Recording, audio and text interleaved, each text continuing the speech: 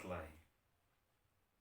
पांडव कौरवांच्या सभेमध्ये द्यूतामध्ये आपलं राज्य आणि द्रौपदीलाही हरवून बसतात. दुर्योधन दुःशासनाला आदेश देतो द्रौपदीला राजसभेत घेऊन ये. दुःशासन द्रौपदीच्या केसांना ओढत ओढत राजसभेत आणतो. पण द्रौपदी निश्चिंत असते, कारण तिला असं वाटतं की सभेमध्ये माझी 5 पती, महाशूर 5 पती आहेत.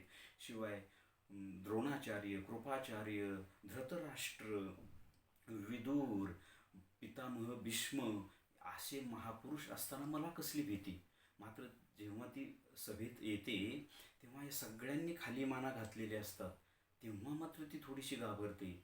आणि मग तिला भगवान श्रीकृष्णांची आठवण येते. मग ती धावा करते आणि ती असं म्हणते की कोठे गुंतलासी द्वारकेच्या राया, वेळ का सखया लावेला. त्यामुळे असं होतं की दुःशासन तिच्या वस्त्र काढू लागतो, परंतु श्रीकृष्ण काही करत नाही. ती पुन्हा आर्ततेने हाक मारती, मग श्रीकृष्ण तिला वस्त्र पुरवतो.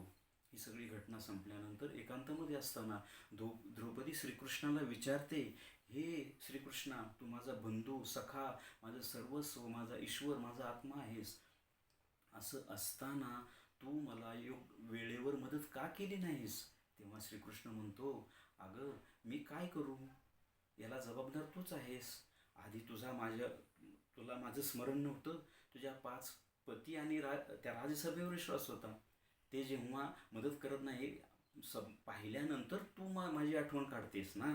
मग त्यानंतरही मी तिथेच होतो, तुझ्या हृदयात मी असलेला, परंतु तू काय केलंस, मला दूर घालवलंस. म्हणे कसं काय.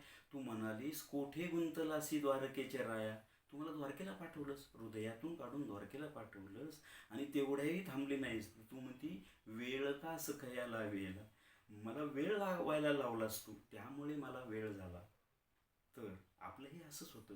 ईश्वर आपल्या हृदयात आहे, परंतु आपण दुसऱ्याच गोष्टीमध्ये अडकवतो. प्रतिष्ठा, पैसा, बंगला, गाडी वगैरे वगैरे. मात्र हृदयातील ईश्वराचा शोध घ्यायचा आपण प्रयत्न करत नाही. आपणही त्या द्रौपदीसारखीच नेहमी करता चूक करतो.